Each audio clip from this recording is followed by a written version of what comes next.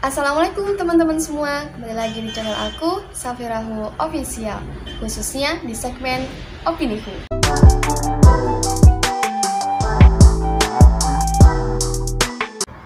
Dalam segmen Opiniku kali ini, aku akan membahas satu kata, nervous.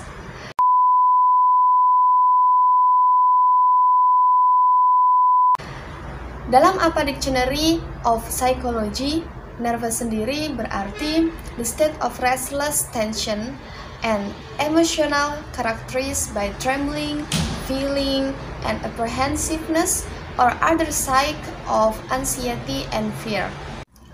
Kalau misalnya kita artikan dalam bahasa Indonesia, arti dari nervous sendiri itu adalah keadaan ketegangan dan emosi yang gelisah yang ditandai dengan gemetar, perasaan yang khawatir, atau tanda-tanda kecemasan dan ketakutan lainnya.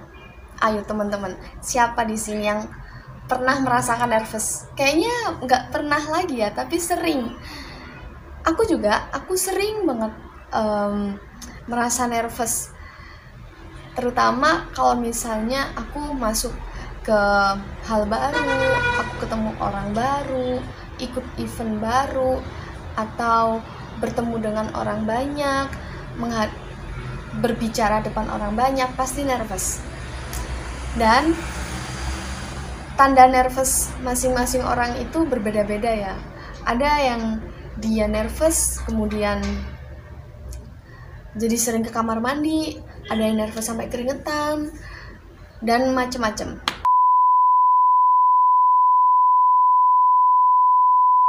Nervous atau bahasa gampangnya grogi lah ya.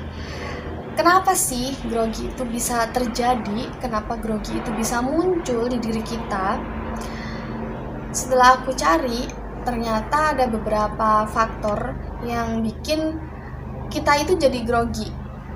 Yang pertama, kita melakukan sesuatu hal atas dasar keinginan kita sendiri tanpa ada dukungan orang lain. Kemudian saat kita berekspektasi tinggi dan kemudian yang terjadi di realita tidak sesuai dengan ekspektasi kita. Setelah itu ada lagi yang lain. Sebab-sebab dari nervous bisa jadi ketika kita menghadapi sesuatu hal baru dan kita kurang persiapan akan hal itu, bisa dikatakan kita akan merasakan yang namanya nervous. Nah, ini yang aku highlight yang terakhir ya, khususnya. Aku mau sharing, kemarin aku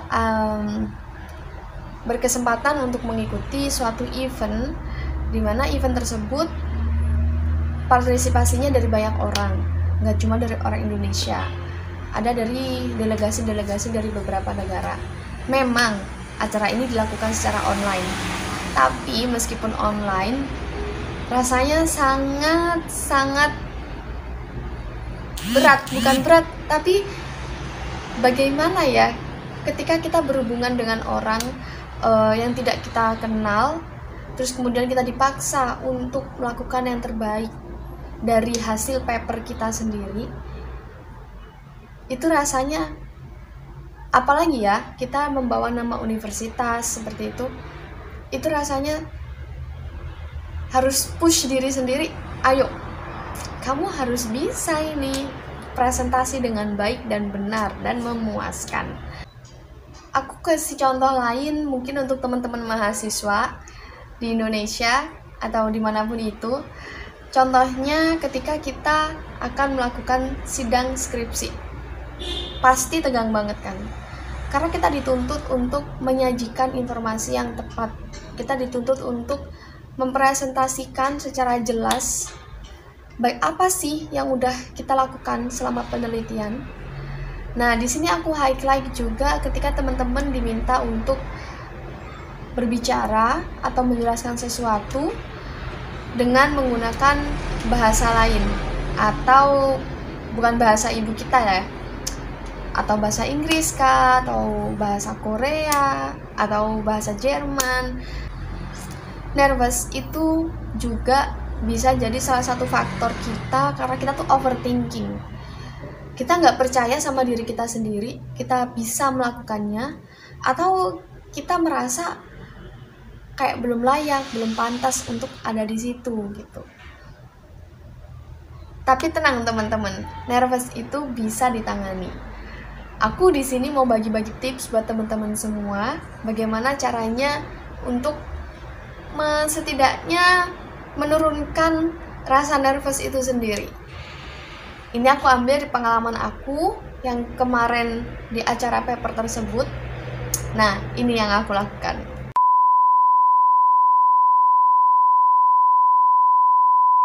Yang pertama yang aku lakukan, aku harus paham dengan materi yang akan aku bawakan, dengan materi yang akan aku sampaikan dan aku jelaskan kepada pihak juri ataupun audiens.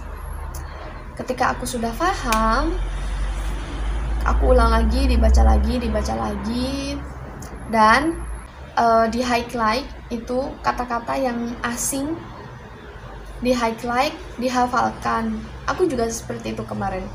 Aku meng-highlight kata-kata yang sulit menurutku dan aku hafalkan satu persatu. Sebenarnya bukan dihafalkan, hanya dibaca aja, tapi berulang kali. Nah, dari situ tuh udah akan tertulis di otak kita, kata-katanya ini, artinya ini, maksudnya ini. Ketika kata-kata tulis tersebut sudah terekam di otak kita, insya Allah kita akan mudah untuk mengatakannya dan kita akan mengerti ini kata-katanya artinya seperti ini, maksudnya seperti ini. Jadi ketika nanti kita presentasi, kita tidak terlalu seperti membaca buku, jadi lebih enak didengar oleh audiens dan juga oleh juri, dan bisa lebih dipahami karena seakan-akan kita ngobrol biasa gitu. Yang kedua, aku sarankan teman-teman minta doa dan minta dukungan ke orang terdekat dari teman-teman sendiri. Aku kemarin juga kayak gitu, aku minta dukungan dan doa dari orang-orang terdekat seperti orang tua, dosen-dosenku. Nah, setelah itu, ketika teman-teman udah melakukan kedua hal ini, nah, kalau aku sendiri ketika udah mulai masuk ke jam-jam sebelum presentasi, aku sendiri akan merasa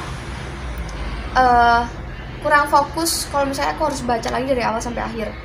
Jadi yang aku lakukan, biar waktuku juga nggak terbuang sia-sia, aku tawakal pada Allah. Ini bisa juga buat masukan jadi buat teman-teman. Untuk tawakal tuh mungkin beda-beda ya. Ada yang berzikir, ada yang baca Al-Quran, ada yang sholat sunnah, sholat hajat, seperti itu. Kalau aku sendiri kemarin, aku meluangkan waktu, bukan meluangkan waktu, lebih tepatnya menenangkan hati, bagaimana juga untuk menurunkan nervous. Aku baca Al-Quran, dan aku sama sekali gak baca presentasiku. Aku baru baca lagi presentasiku itu 15 menit sebelum aku presentasi. Itu hanya untuk memastikan nanti urutannya seperti apa. Terus aku ulang lagi. Biasanya kan dikasih waktu untuk presentasi. Nah, itu aku ulangi lagi apakah yang aku ucapkan itu bisa gampang untuk dimengerti, dan durasi aku presentasi itu apakah sudah sesuai dengan ketentuan yang sudah ditentukan. Tips dari aku, 3 itu tadi, hal simple yang mungkin dan bahkan sangat bisa sih teman-teman praktekkan juga untuk mengurangi rasa nervous teman-teman. Nah, buat teman-teman ada nggak cara lain dari versi teman-teman sendiri untuk mengatasi rasa nervous? Komen dong di bawah, aku juga mau tahu kalau versinya teman-teman gimana nih cara buat mengurangi rasa nervous atau bahkan menghilangkan rasa nervous. Karena ketika rasa nervous kita berkurang atau bahkan hilang, rasa percaya diri kita akan meningkat dan kita akan lebih pede. Apa yang akan kita katakan, apa yang akan kita lakukan, itu akan bikin kita jadi lebih pede dan lebih ke positive thinking dan yakin kalau kita bisa melakukannya. Dan sampai sini dulu video opiniku kali ini. Terima kasih buat teman-teman yang udah nonton video aku dari awal sampai akhir. Jangan lupa untuk komen juga di bawah. Aku pengen tahu teman-teman gimana sih caranya untuk mengatasi rasa nervous versi teman-teman sendiri. Terima kasih semuanya. Sampai ketemu lagi di channel Safirahu Official. Bye. Assalamualaikum.